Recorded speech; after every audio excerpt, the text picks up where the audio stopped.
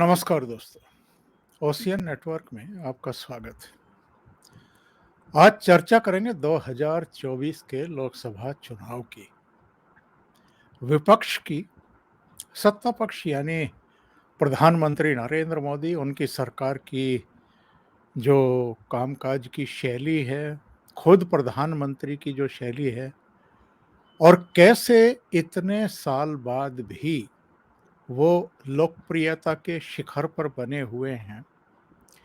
क्योंकि केवल हम उनके 9 साल के प्रधानमंत्री काल की बात नहीं कर रहे हैं।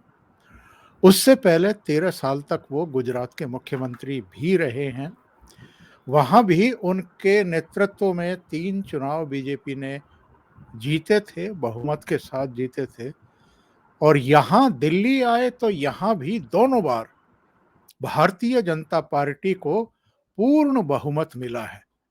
2014 की बात करें तो 282 सीटें अकेले भारतीय जनता पार्टी को, और 2019 में तो इसमें और इंक्रीज हो गई, अकेले भारतीय जनता पार्टी को 303 सीटें।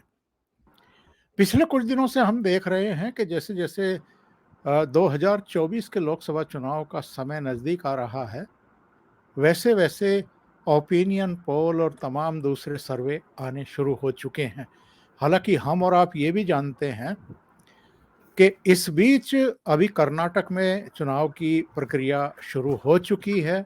इसके अलावा भी कई और महत्वपूर्ण राज्यों में चुनाव होने हैं 2023 के अंदर ही, दिसंबर तक ही।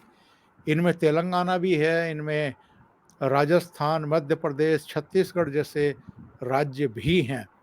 तो वहाँ भी एक परीक्षा होगी, और जो विश्लेषक हैं वो तो इन तमाम चुनाव को, हर राज्य के चुनाव को सेमीफाइनल बता देते हैं भारतीय जनता पार्टी के लिए। कांग्रेस और विपक्षी दलों के लिए वो सेमीफाइनल होता है कि नहीं होता है, ये इनकी और हमारी समझ से तो कम से कम बाहर की बात है।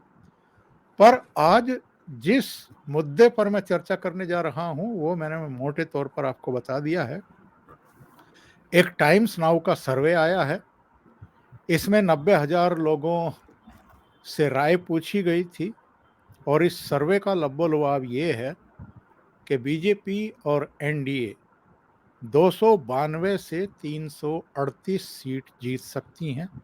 कांग्रेस और उसके सहयोगी मिलकर के 106 से 144, टीएमसी 20 से 22, वाईएसआरसीपी 24 से 25, बीजेडी 11 से 13 और अन्य 50 से 80 सीटें।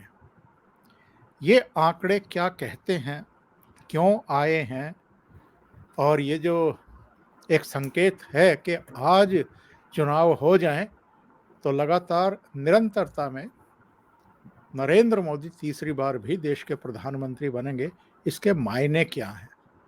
तो मेरे साथ बहुत ही राजनीति के सधे हुए विश्लेषक इस समय लखनऊ से जुड़ रहे हैं, वीरेंद्र नाथ भट्ट जी। नमस्कार वीरेंद्र जी, बहुत स्वागत है आपका। नमस्कार वीरेंद्र जी। ये जो सर्वे आ रहे हैं, इससे पहले भी 2-3 चैनलों और एजेंसियों ने ओपिनियन पोल किए हैं 2024 के लोकसभा चुनाव को लेकर के। इनमें किसी में भी यह नहीं कहा गया है कि नरेंद्र मोदी की लोकप्रियता में कोई कमी आ रही है या उनके प्रधानमंत्री बनने में किसी तरह की कोई शंका है। क्या कारण मानते हैं आप, नरेंद्र मोदी अभी भी लोकप्रियता के उसी शिखर पर क्यों कायम हैं? विपक्ष की कमजोरी है या उनकी अपनी कार्यशैली और उनके अपने कार्य हैं? दो बातें कहना चाहता हूं। पहली बात तो ये है कि नरेंद्र मोदी को प्राइम मिनिस्टर बने 9 साल हो गए, और 9 साल में विपक्ष ये नहीं तय कर पाया कि उसको उसको भारतीय जनता पार्टी को या प्राइम मिनिस्टर मोदी को किस मुद्दे पे घेरना है। वो रोज एक नया मुद्दा ले आते हैं और बंदर की तरह डाल डाल कूदते रहते हैं। दूसरी बात जो हम अक्सर नकार देते हैं कि यह चुनाव का मतलब ये नहीं है कि एक पार्टी हार जाएगी और दूसरी पार्टी जीत जाएगी। भारतीय जनता पार्टी का भारत की राजनीति में एक राष्ट्रीय पार्टी के रूप में उभरना और 2 बार लोकसभा चुनाव में अपने बल पर बहुमत पाके सरकार बनाना, ये भारतीय राजनीति में इतने मूलभूत और इतने भूकंप लाने वाले परिवर्तन थे कि इस देश के समस्त बौद्धिक वर्ग ने इसको इस तथ्य को नकार दिया। पहला चुनाव 1952 में हुआ था और 1952 के बाद 2014 में कांग्रेस को भारतीय जनता पार्टी ने एक as a national party replace किया, सत्ता से बाहर कर दिया और कांग्रेस की सीटें 50-52 में सिमट गई। तो पहली बात तो ये हुई कि जो कांग्रेस पहले भारतीय राजनीति के, भारतीय व्यवस्था के सिस्टम को डिफाइन करने वाली पार्टी थी, अब system defining party Bharatiya Janata party है। कांग्रेस के सिस्टम के अंदर कभी राम जन्मभूमि मंदिर बनना संभव नहीं था। कांग्रेस सिस्टम के अंदर कभी भी आर्टिकल 370 जम्मू कश्मीर से हटना संभव नहीं था। कांग्रेस सिस्टम में कभी ट्रिपल तलाक का कानून बनना संभव नहीं था। कांग्रेस सिस्टम में कभी भी नागरिकता कानून में संशोधन आना संभव नहीं था। कांग्रेस सिस्टम में जिस तरीके से नया संसद भवन भारतीय प्राचीन स्थापत्य कला के अनुसार बन गया, वो बनना संभव नहीं था। कांग्रेस सिस्टम के अंदर अगर सरकार उनकी होती तो 2022 से लेकर के 2047 के कार्यकाल, 25 साल के कार्यकाल को अमृत काल का नाम नहीं दिया जाता और भारत के लोगों का जो हमारा जो सांस्कृतिक, हमारा जो विकृतीकरण हुआ है, जो हमारा कल्चरल डिजेनरेशन हुआ है, 1000 साल की गुलामी ने हमारी सांस्कृतिक विरासत को हमारे मस्तिष्क से एकदम उसको विलोप कर दिया है। हम ये जानते नहीं कि अमृतकाल क्या होता है। अमृतकाल होता है कि कोई भी संत महंत, कोई व्यक्ति अगर 75 ईयर्स की आयु को पहुंच जाता है तो उसके बाद के काल को अमृतकाल कहा जाता है और ये कामना की जाती है कि ये 100 साल का कम से कम इसका जीवन होगा। तो भारतीय जनता पार्टी अब एक सिस्टम डिफाइनिंग पार्टी है। तो और ये कोई नहीं कह रहा, जितने भी बीजेपी के धुर विरोधी लोग हैं दिल्ली के इकोसिस्टम में, वो कह रहे हैं कि बीजेपी की सीटें कैसे कम की जा सकती हैं और अगर बीजेपी के खिलाफ इतनी सीटों पर अगर अपोजिशन का एक कैंडिडेट हो जाए तो बीजेपी की सीटें 200 या 200 से कम हो सकती हैं। लेकिन फिर वही लोग अपनी बात को काटते हुए कहते हैं कि अगर 200 सीट अगर बीजेपी की आ गई तो सरकार बनाने से कोई रोक नहीं पाएगा। दूसरी बात, आप अगर 2014 से 2023 में 9 साल का कार्यकाल प्राइम मिनिस्टर का पूरा हो चुका, यदि मैं केवल एक विषय देखना चाहूं जो अपोजिशन की, जो विपक्ष की राजनीति को परिभाषित करता है, तो उसका नाम है hate prime minister. Narendra Modi के खिलाफ नफरत। आप राहुल गांधी के लगातार पिछले 10 सालों का बयान देखिए, केवल हेट है। पवन खेड़ा का बयान देखिए प्राइम मिनिस्टर के पिता के खिलाफ। मेरे पास ऐसे वाक्यों का 20 पन्ने का संकलन है जो कांग्रेस के नेताओं ने गाली दी है नरेंद्र मोदी को, प्राइम मिनिस्टर को व्यक्तिगत तौर पे, as chief minister of Gujarat and as prime minister of India. दूसरी बात, और ये जो इनकी प्राइम मिनिस्टर से हेट है, ये इसका इतना ज्यादा पतन हो गया है कि वो अब हिंदू फोबिया में बदल गई है। अब उनको हिंदुओं से घृणा हो गई है। वो अगर आप मोदी समर्थक हैं तो आप मोदी भक्त हो गए, जबकि उनको ये मालूम है कि सनातन संस्कृति में भक्त कभी कोई किसी व्यक्ति का नहीं होता। भक्त जो है वो अपने आराध्य देव का, भगवान का होता है। तो अब इन्होंने मोदी फोबिया और हिंदू फोबिया का अंतर मिट गया है। ये नरेंद्र मोदी के खिलाफ पिछले 9 साल में एक भी पॉलिटिकल मुद्दा, एक भी पॉलिटिकल नैरेटिव ये खड़ा नहीं कर सके किस मुद्दे पे लड़ा जाए। और विपक्ष की हताशा का ये आलम है कि 2005 में पार्लियामेंट में जीएसटी बिल आया, 12 साल लोकसभा की स्थायी समिति के पास पड़ा रहा और उस बिल के ऊपर जब आम सहमति बन गई या बल्कि सर्वसम्मति बन गई, 2017 अप्रैल में वो बिल लोकसभा और राज्यसभा से बिना किसी बहस के पास हो गया। उसके बाद राहुल गांधी ने और तमाम विपक्षी नेताओं ने जीएसटी के खिलाफ बोलना शुरू कर दिया। ये सारे वही दल हैं जिन्होंने लोकसभा राज्यसभा में इस बिल का समर्थन किया था। और ये भी आपको मालूम है, जीएसटी का बिल जब तक सारी स्टेट असेंबली से उसका रेटिफिकेशन या उसका अप्रूवल नहीं हो गया, तब तक वो कानून नहीं बन सकता था।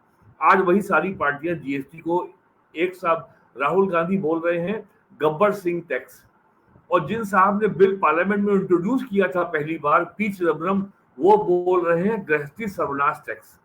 दूसरा मामला आइए, new pension scheme. New pension scheme पे काम शुरू हुआ था 1991 में, जब रिफॉर्म इंट्रोड्यूस हुए थे।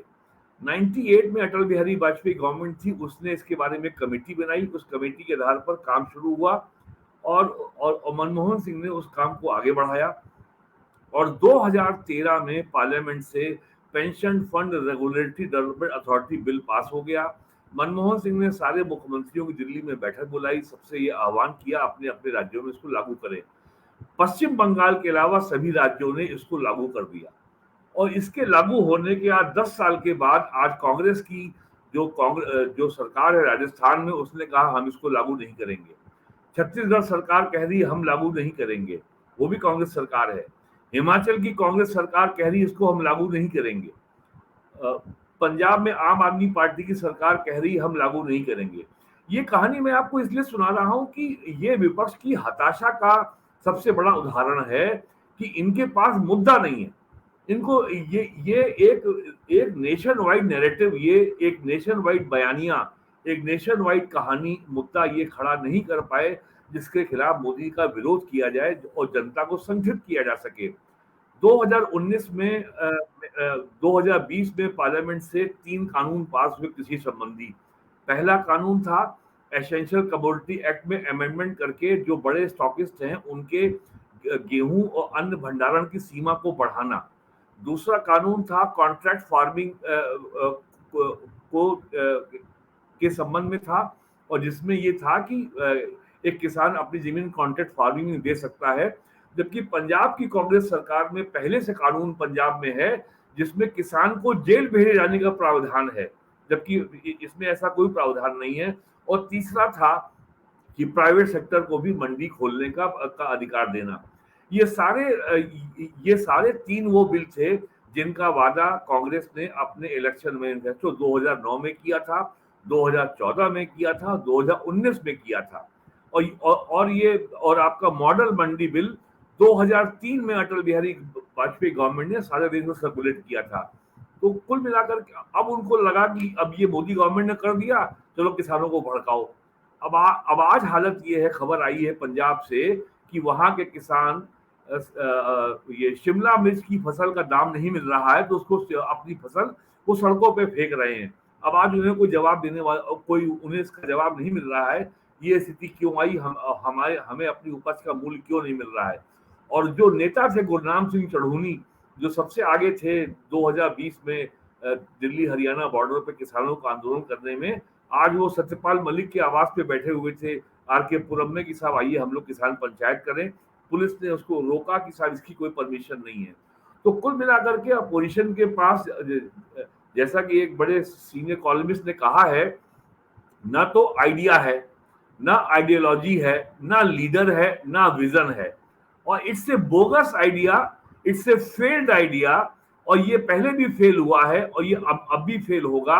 और जितने लोगों के नाम लिए जाते हैं, मैं जैसे कुछ नाम पढ़ता हूं, जैसे आपने बताया अभी, अब जैसे कि राहुल गांधी है, मल्लिकार्जुन खड़गे हैं, ममता बनर्जी है, शरद पवार है, उद्धव ठाकरे हैं, अरविंद केजरीवाल, एमके स्टालिन, के चंद्रशेखर राव तेलंगाना वाले, पिनारी विजयन केरला के, अखिलेश यादव, मायावती, नीतीश कुमार, हेमंत सोरेन झारखंड वाले, तेजस्वी यादव, नवीन पटनायक, वाईएस जगन मोहन रेड्डी आंध्र प्रदेश वाले, ये सारे नेता हैं। ये सब अगर दूर से देखें तो ये अर्थमेटिक बड़ी मजबूत लगती है, लेकिन क्या ये कभी एक मंच पे आ सकते हैं?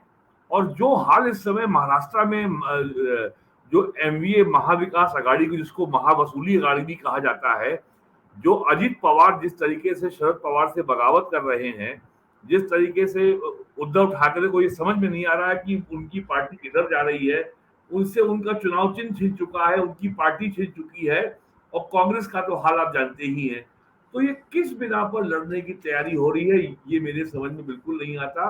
और अपोजिशन अभी तक ये तय नहीं है कि राहुल गांधी अभी भी जो है शहीद बनने का प्रयास कर रहे हैं कि साहब देखो आज मैंने अपना सरकारी घर भी खाली कर दिया, और मैं और अभी तक कोर्ट ने उनकी सजा पे रोक नहीं लगाई है, अब वो हाईकोर्ट जा रहे हैं, तो वो पहले अपनी लड़ाई लड़ेंगे या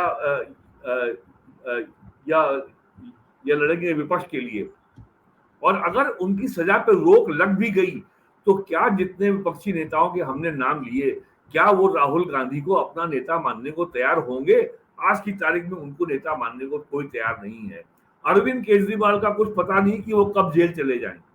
और और जो स्थितियां हैं, जिन आरोपों में सिसोदिया जेल गए हैं, मेरा मानना है कि अरविंद केजरीवाल का जेल जाना तय है। तो इसलिए ये विपक्षी एकता का नाटक 1971 से खेला जा रहा है और ये कोई नई बात नहीं है।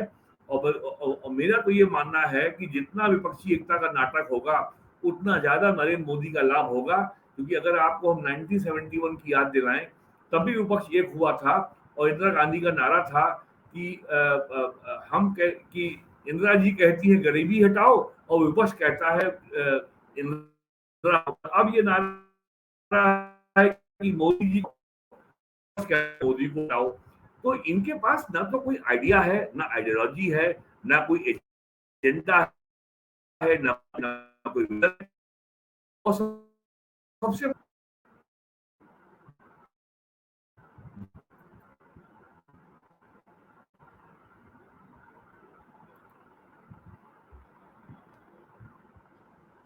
आपकी आवाज बीच में कट रही थी। जी जी जी, अब आपकी आवाज आ गई। जी जी। तो मैं ये पूछना चाहता हूँ, बहुत सारी ताकतें हैं वीरेंद्र जी, देश के भीतर भी, देश के बाहर भी, जिनकी आंखों में नरेंद्र मोदी चुभते रहे हैं एज प्राइम मिनिस्टर। चुभने की वजह क्या है? विदेशी ताकतों की तो एक बड़ी वजह ये हो सकती है कि जो ग्लोबल रेटिंग्स आ रही हैं, उसमें नरेंद्र मोदी की लोकप्रियता पूरी दुनिया में सर्वोच्च शिखर पर बनी हुई है। इसके अलावा जो इन्होंने आत्मनिर्भरता की तरफ कदम बढ़ाए हैं, उससे बहुत सारे देशों के लिए भारतीय बाजार, जो जिसको वो बहुत बड़ा बाजार मानते हैं, उसके दरवाजे अंततः बंद होने वाले हैं और भारत के जो प्रोडक्ट हैं वो दुनिया भर में जाने वाले हैं। एक बड़ी वजह ये भी हो सकती है कि ये क्लीन चिट हैं, अभी तक इन पर कोई आरोप नहीं है, पब्लिक में कोई असंतोष देखने को नहीं मिल रहा है। तो ये सारी वजहें हैं कि विपक्ष की भी आंख की किरकिरी बन गए हैं और बहुत सारी विदेशी ताकतों की भी। देखिए, नेहरू के समय से देख लीजिए, आज तक ये पिछले 75 साल में एक बात कॉमन रही है कि कभी भी वेस्ट यानी यूरोप एंड अमेरिका ये नहीं चाहेगा कि भारत एक ताकत के रूप में उभरे। लेकिन अब ये उनके बस में नहीं है। भारत एक ताकत के रूप में अब उभर गया है। हमारी आज इकोनॉमी $4 ट्रिलियन पहुंच गई है और 2025 के एंड तक ये $5 ट्रिलियन क्रॉस कर जाएगी। और अगले 5 साल में by the end of this decade 2029 के बाद हम $10 ट्रिलियन के करीब होंगे। और जो कारण क्या है, सबसे बड़ी बात तो समस्या ये है कि नरेंद्र मोदी सरकार की fiercely independent foreign policy. Raghuram जो हमारे विदेश मंत्री हैं, एस जयशंकर, आज ऐसा पूरे एशिया महाद्वीप में, पूरे लैटिन अमेरिका में, पूरे अफ्रीका में ऐसा कोई विदेश मंत्री नहीं है जिसकी बात दुनिया में सुनी जाती है। और जिस तरीके से यूक्रेन के मुद्दे पर एस जयशंकर ने यूरोप जाकर के यूरोप के नेताओं को लताड़ लगाई है कि आप हमसे कहते हैं कि हम रशिया से हम ऑयल और गैस ना खरीदें, और जितना हमने 2 महीने में खरीदा है उतना आप एक दोपहर में खरीदते हैं। अभी पिछले महीने एस जयशंकर जी गए थे बैंगलोर। वहां पे सुबह जो मॉर्निंग वॉकर्स क्लब में लोग इकट्ठा थे और वहां उनसे पूछा गया कि ये क्या हो रहा है, अब ये क्यों बयान आ रहे हैं जर्मनी से और ब्रिटेन से आपके बारे में। तो उन्होंने कहा कि वेस्ट को ये बुरी आदत है कि वो अन्य देशों के अंदरूनी मामलों में दखल देता है। ये पूरी दुनिया में रिपोर्ट हुआ उनका यह बयान। दूसरी समस्या है फाइनेंशियल टेक्नोलॉजी। आज की तारीख में कैशलेस ट्रांसफर के मामले में भारत दुनिया में नंबर 1 है। 2016 में जब नोटबंदी हुई थी 8 नवंबर 2016 को, तब कांग्रेस के नेताओं ने, विशेषकर जो महाराष्ट्र के मुख्यमंत्री श्री पृथ्वीराज चौहान ने, ये अखबारों में ये लेख लिखकर ये आरोप लगाया था कि अमेरिका की जो कार्ड कंपनीज हैं, वीजा और मास्टर कार्ड, उनको लाभ पहुंचाने की दृष्टि से ये नोटबंदी का कार्यक्रम किया गया है। आज हालत ये है कि जो भारत का अपना जो इंस्ट्रूमेंट है, जो भारत का अपना रुपे कार्ड है, और जिस तरीके से भारत का जो भीम ऐप है और नेशनल पेमेंट कॉर्पोरेशन लिमिटेड का जो जो यूपीआई है, यूनिफाइड पेमेंट इंटरफेस, उसके चलते वीजा और मास्टर कार्ड को इंडिया में बुरी तरह घाटे में है और उनको अपना बोरिया बिस्तर समेटने का समय आ गया है। तो वो कंपनियां जा रही हैं और लोगों को जानकारी नहीं है कि 2022-23 में 31 मार्च तक जो भारत में जो कैशलेस ट्रांजैक्शन हुए हैं उनकी संख्या 8,000 करोड़ है और जो धनराशि उसमें शामिल है वो 126 लाख करोड़ है, यानी अराउंड 1.26 ट्रिलियन डॉलर के पैसे का लेन देन हुआ है। मैं अपनी आपको बता रहा हूं, मैं पिछले 4 महीने से एटीएम नहीं गया, मेरा सारा लेन देन फोन से होता है। एक तो ये बात है, और दूसरे जिस तेजी से भारत डॉलर को रिप्लेस करने के लिए रुपी को प्रमोट कर रहा है और 18 देशों से उसका समझौता हो गया है कि अब आपसे हमारा ट्रेड रुपए में होगा। मलेशिया है, इंडोनेशिया है, बांग्लादेश है, श्रीलंका है, यूएई है, सऊदी अरब है और कुछ अफ्रीकी देश हैं, रशिया से हो गया है। तो डॉलर को जिस तरीके से इंडिया रिप्लेस करने जा रहा है और इसको लेकर के जैसी खबरें छप रही हैं ब्रिटेन और अमेरिका के अखबारों में कि साहब तबाही आने वाली है, डी डॉलराइजेशन से कैटास्ट्रॉफ आ जाएगा।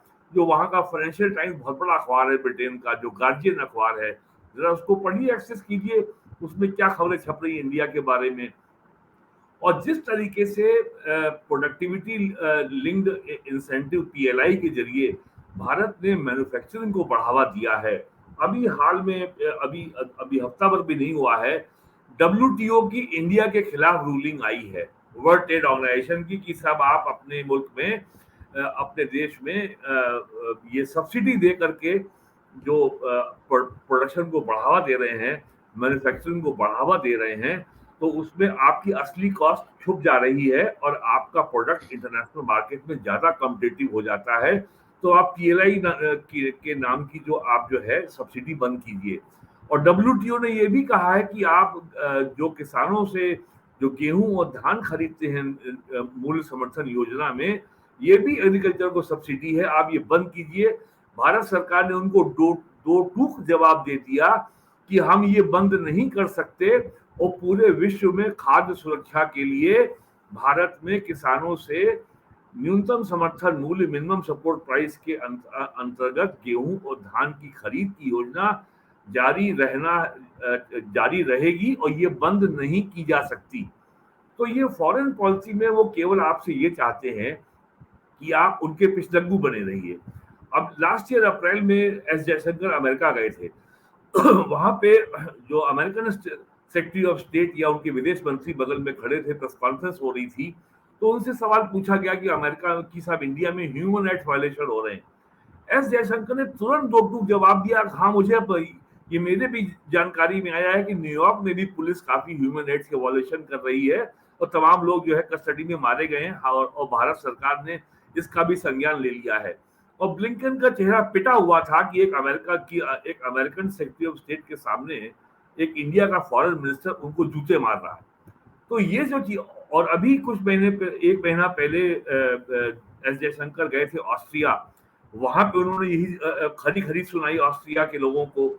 वो अभी साइप्रस गए थे, ग्रीस गए थे, आजकल अफ्रीका के दौरे पर हैं, लैटिन अमेरिका में भी गए थे। तो जिस तरीके से भारत ने पूरे दुनिया में जो एक लीडरशिप, जो ग्लोबल साउथ की जो लीडरशिप ली है, जो गरीब देशों की, जो विकासशील देश हैं, जनवरी में भारत में 200 विकासशील देशों का सम्मेलन हुआ था और भारत को G20 की जिस तरीके से अध्यक्षता मिली है और इसकी जो समिट सितंबर में होने जा रही है, 50 देशों में इंडिया में तमाम जो आपके डिफरेंट मिनिस्टर्स की मीटिंग प्लान्ड है, लखनऊ में भी हो चुकी है, पंजाब में हो चुकी है, राजस्थान में हो चुकी है, अरुणाचल में हो चुकी है, जम्मू कश्मीर में होने जा रही है, करीब 50 देशों में 50 शहरों में हो रही है।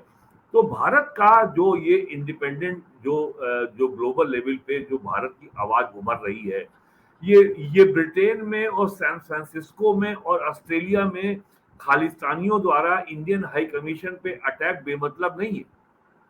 ये वेस्टर्न पावर्स की बहुत ही टाइम टेस्टेड स्ट्रेटेजी है कि बाद में जब वो इंडिया से बात करेंगे तो वो इंडिया से सौदेबाजी करेंगे कि साहब देखिए ये सब आप क्या हो रहा है। लेकिन भारत ने इतना कैटेगोरिकल और इतना कठोर निर्णय लिया कि जिस दिन लंदन में इंडियन हाई कमीशन पे खालिस्तानियों ने अटैक किया, उसी के 24 घंटे के अंदर दिल्ली में ब्रिटिश हाई कमीशन के सामने से बैरिकेडिंग हटा ली गई। तो ब्रिटेन जी, को जी।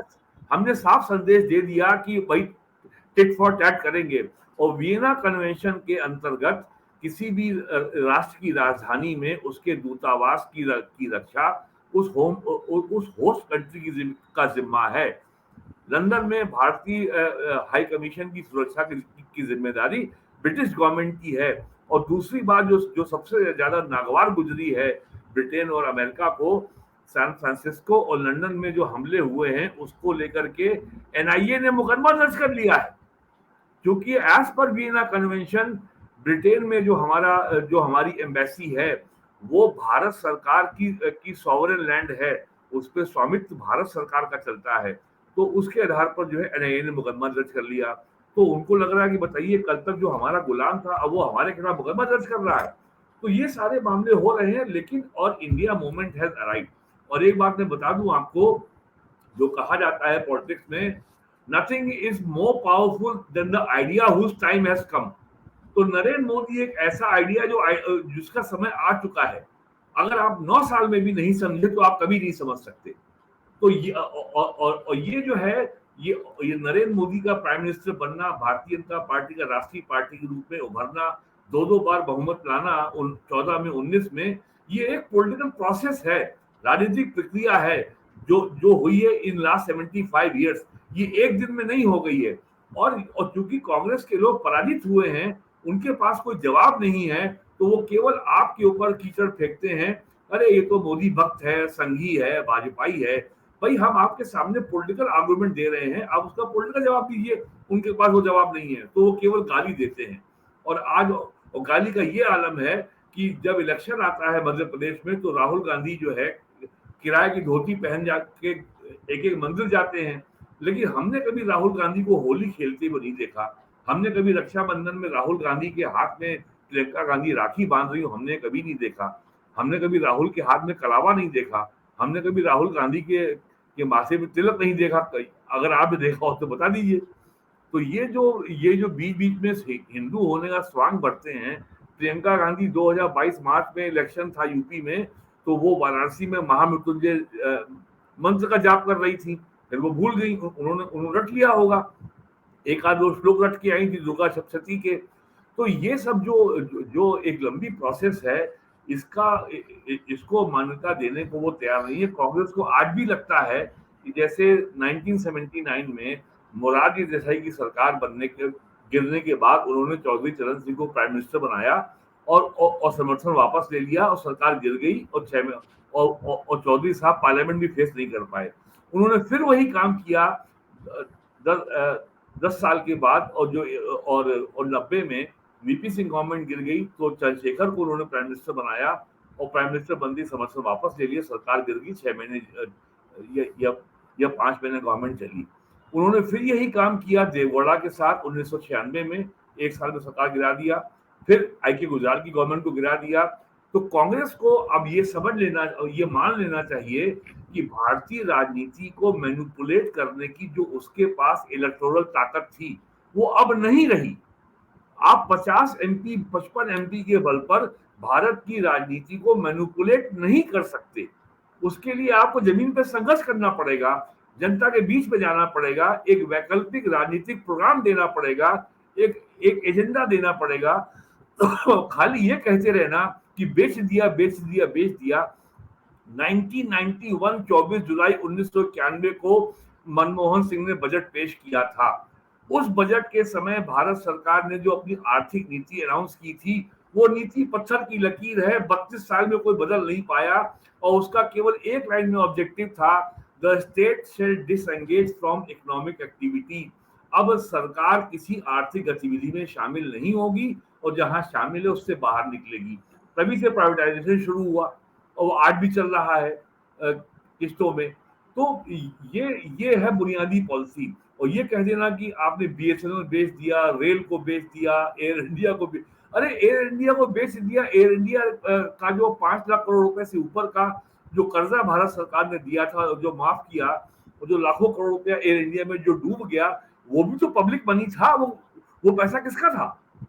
तो इसलिए बिना किसी ठोस एजेंडा के विपक्षी एकता की एकता की बात करना बिल्कुल जो है ये निरर्थकता की एकता है, जिसको कहते हैं यूनिटी इन फ्यूटिलिटी। तो इसका कोई मतलब है नहीं। वीरेंद्र जी, आखिरी चरण में हम आ गए हैं। मैं जानना चाहता हूं कि मोदी की ताकत क्या है और क्या मोदी की उस ताकत को विपक्ष समझ ही नहीं पा रहा है? देखिए, मोदी की ताकत है डिलीवरी। 2014 में अगस्त में लाल किले से अपने पहले भाषण में नरेंद्र मोदी ने नारा दिया था, जनधन आधार मोबाइल स्कैम। और दूसरी की थी कि सरकार ने डिलीवर किया है। अगर केवल आप जरा डायरेक्ट बेनिफिट ट्रांसफर की वेबसाइट पे जाएं, डीबीटी की, तो भारत सरकार ने पिछले 6 सालों में जो देश भर में लोगों को सीधे पैसा उनके खाते में भेजा है, वो 28 लाख करोड़ रुपया है। यूपी गवर्नमेंट ने जो पैसा भेजा है उसमें सारे स्टेट्स का ब्यौरा दिया हुआ है। अगर यूपी गवर्नमेंट ने जो पैसा भेजा है वो लगभग 3 लाख करोड़ रुपए से ऊपर है। और अगर सारे राज्यों का डीबीटी ट्रांसफर जो केंद्र सरकार की योजना को अगर जोड़ लें, तो ये पैसा 45 लाख करोड़ रुपए से ऊपर पहुंचता है। और आपको याद होगा, राजीव गांधी ने 1985 में कहा था, हम केंद्र से अगर 1 रुपया भेजते हैं तो गांव तक पहुंचते पहुंचते वो 15 पैसे रह जाता है। तो राजीव गांधी ने सच बात ये कही थी। तब केंद्र सरकार के पास टेक्नोलॉजी के माध्यम से इस लीकेज को रोकने का साधन नहीं था। आज वो साधन है, जनधन आधार मोबाइल। ये काम मनमोहन सिंह के जमाने में भी हो सकता था। जनधन यानी फाइनेंशियल इंक्लूजन योजना 2005 में लॉन्च हुई थी मनमोहन सिंह के समय, कोई जान भी नहीं पाया। नरेंद्र मोदी ने 2014 में लाल किले से घोषणा की, पूरा देश जान गया। आधार की योजना की शुरुआत, यूडीएआई की, यूनिक आइडेंटिफिकेशन अथॉरिटी की शुरुआत मनमोहन सिंह ने की थी। सुप्रीम कोर्ट ने कई बार कहा कि साहब ये केवल गवर्नमेंट ऑर्डर से नहीं हो सकता, आप इसके लिए कानून बनाइए। इन्होंने मनमोहन सिंह ने कानून नहीं बनाया, मोदी गवर्नमेंट ने कानून बना दिया। जब कानून बना दिया तो कांग्रेस को ये उनको मालूम था कि राज्यसभा में हमारा बहुमत नहीं है, कांग्रेस हमारा विरोध करेगी। तो लोकसभा के स्पीकर ने रूलिंग दी कि ये मनी बिल है, तो ये बिना बहस के राज्यसभा से पास हो गया।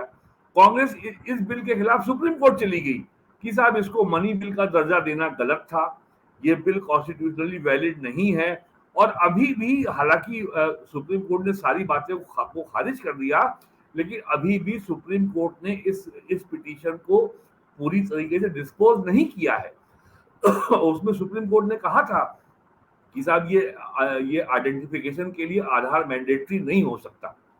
तो ये जो गवर्नेंस रिफॉर्म है, जो गवर्नमेंट ने डिलीवर किया, और मेरे पुराने बॉस और अब प्रिंट के एडिटर शेखर गुप्ता ने 2019 में ये पब्लिक प्रोग्राम में कहा दिल्ली में कि हम जब देश का इलेक्शन के समय दौरा करने निकले, तो हम इस बात को हम या तो पकड़ नहीं पाए या हमने जानबूझ के इग्नोर किया कि लोगों तक वेलफेयर प्रोग्राम का लाभ पहुंचा है, ये हम नहीं देख पाए। और अब जो सरकार ने का जो नया अभियान चल रहा है, जल जीवन मिशन, वो भी बहुत अच्छा चल रहा है, हाउसिंग बहुत अच्छा चल रहा है। और इसका मतलब ये बिल्कुल नहीं है कि करप्शन दूर हो गया, लेकिन जो पूरा इंस्टीट्यूशनल फ्रेमवर्क है, जो सरकार की नीतियां हैं, जो सरकार के कार्यकलाप हैं, आप उनको इंस्ट्रूमेंट ऑफ पॉलिसी के जरिए ही ठीक कर सकते हैं। व्यक्तियों को बदल के, ट्रांसफर करके, सस्पेंड करके आप कुछ नहीं कर सकते। तो ये काम सरकार ने करके दिखाया है। और जो इस देश के लोग नहीं समझ पाए, और इतनी ज्यादा बयानबाजी हो रही है, कोरोना का मैनेजमेंट में भारत का कोरोना मैनेजमेंट कैसा रहा, इसके आकलन का सबसे पहला आधार है हमारा साइज क्या है, हमारी आबादी का स्तर क्या है। दुनिया में इतनी बड़ी आबादी के देश में जैसा कोरोना का मैनेजमेंट हमारे यहाँ हुआ है, दुनिया में कहीं नहीं हुआ। अमेरिका की जो है कैजुअलिटी का फिगर देख लीजिए, हमारा फिगर देख लीजिए, हमारा उनसे बहुत बेहतर है। और वेस्ट के बाहर भारत अकेला देश है जिसने अपनी वैक्सीन का आविष्कार किया। दुनिया में भारत अकेला देश है जिसने वैक्सीनेशन डिजिटल तरीके से किया। 250 करोड़ लोगों को वैक्सीन लग चुकी है।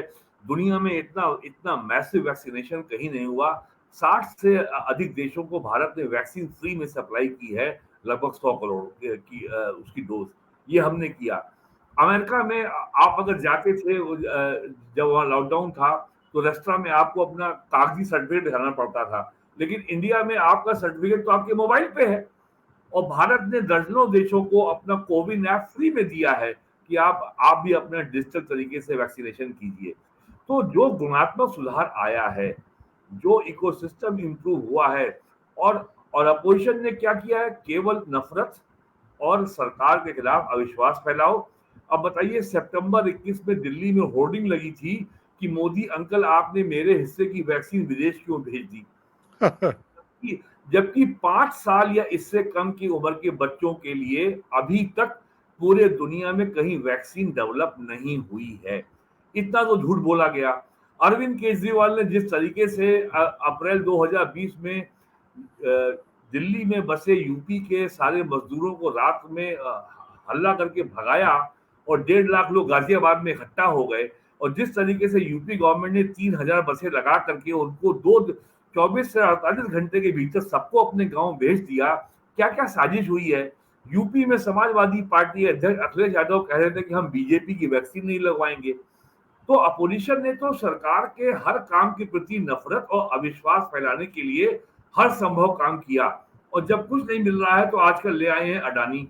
और इतना झूठ बोला जा रहा है कि साहब एलआईसी का पैसा डूब गया, स्टेट बैंक का पैसा डूब गया, सरकार ने क्या कार्रवाई की।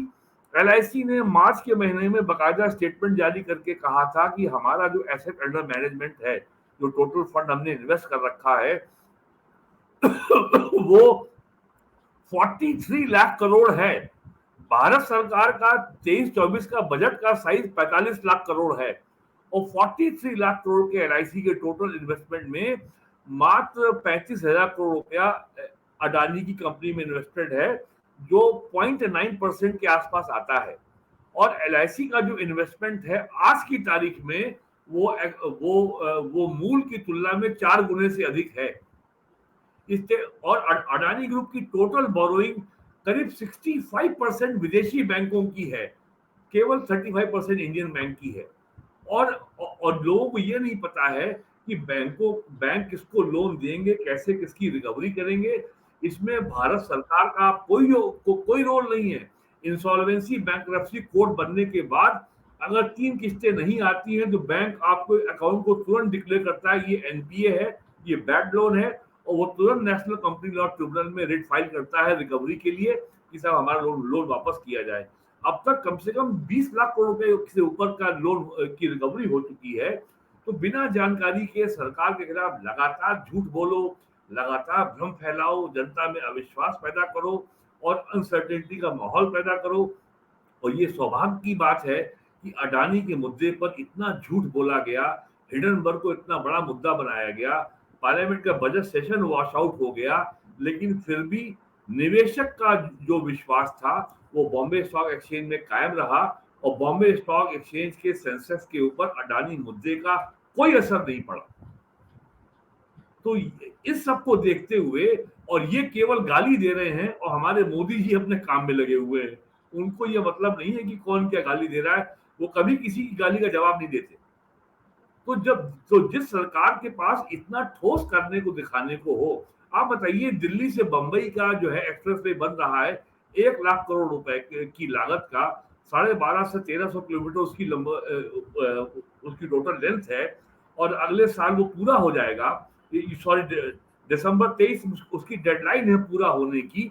तो ये मामूली काम हुआ है? लॉजिस्टिक को इम्प्रूव किए बिना, यानी ट्रांसपोर्ट कॉस्ट को घटाए बिना आपका कोई भी प्रोडक्ट इंटरनेशनल मार्केट में कॉम्पिटिटिव नहीं हो सकता। और वो चाहे इंसॉल्वेंसी बैंक्रप्सी कोड हो, जीएसटी हो और लॉजिस्टिक हो और मैन्युफैक्चरिंग का प्रमोशन हो। ये 4 ऐसे मूलभूत बुनियादी काम हैं जो इस सरकार ने किए हैं, जिसके चलते बहुत बड़ी संख्या में रोजगार पैदा हो रहे हैं और आगे होंगे। मनमोहन सिंह के जमाने में western dedicated freight corridor Dadri से बंबई तक कुछ काम नहीं हुआ। मनमोहन सिंह के जमाने में eastern dedicated freight corridor Ludhiana से डाकुनी इन वेस्ट बंगाल नियर कलकत्ता कोई काम नहीं हुआ। आज ये सारे प्रोजेक्ट लगभग 50% से ज्यादा इनमें काम हो चुका है। अब by the end of this year ये सारे पूरे हो जाएंगे। तो ये जो मूलभूत काम है और इतना बैंकों के बारे में शोर मचता है। भारत के सारे सरकारी बैंक आज की तारीख में फायदे में हैं और सबने मोटा मुनाफा डिविडेंड कमा के भारत सरकार को दिया है। जरा पता करिए 2014 में मनमोहन सिंह इन बैंकों को किस हाल में छोड़ गए थे। और जबकि ये प्रचार होता है कि साहब मोदी ने बैंक बेच दिए। अरे एक भी बैंक प्राइवेटाइज नहीं हुआ, वो हो भी नहीं सकता बिना ये पार्लियामेंट में बैंक नेशनलाइजेशन एक्ट जो है 1969 का, उसको बिना अमेंड किए ये काम हो ही नहीं सकता। तो इतना झूठ बोला गया है और फिर कहते साहब महंगाई। अरे महंगाई की वजह जो टॉलरेंस बैंड है आरबीआई का वो 4% है, लेकिन महंगाई 4.5-4.6% रहती है, 5% के नीचे है। और लोग भूल जाते हैं 2013 में यही महंगाई 12% थी। तो कहाँ है महंगाई भाई? क्या हाल है बाजार में सब्जियों का, फलों का और अन्य खाद्य वस्तुओं का? हाँ, ये सही है कि जो एडिबल ऑयल है महंगा है, सरसों का तेल महंगा है, रिफाइंड ऑयल महंगा है और ये सारे के सारे जो इनके दाम हैं, लेकिन उसके अंतर्राष्ट्रीय कारण है। यूक्रेन से हमारा बहुत बड़ा सप्लायर था ये सूरजमुखी के तेल का, वो महंगा हो गया। मलेशिया हमारा सबसे बड़ा सप्लायर था, इंडोनेशिया हमारा सप्लायर था पाम ऑयल का। यूक्रेन वॉर की वजह से वहां भी संकट आ गया। ग्लोबल सप्लाई चेन सब टूट गई हैं, पहले कोरोना और फिर यूक्रेन वॉर। ये इतने बड़े वज्रपात हुए हैं भारत की इकोनॉमी में कि इनसे उबरना किसी देश के लिए संभव नहीं है। जरा पता करिए क्या हाल है महंगाई का ब्रिटेन, जर्मनी, फ्रांस और अमेरिका में। लोग वहां पे जो है लोन लेकर के अपने महीने की गृहस्थी का सामान खरीद रहे हैं अमेरिका में। ये स्थिति है समय अमेरिका में। बहुत बहुत धन्यवाद वीरेंद्र नाथ भट्ट जी, इतने महत्वपूर्ण मुद्दे पर चर्चा करने के लिए, समय निकालने के लिए बहुत बहुत धन्यवाद आपका। नमस्कार। नमस्कार।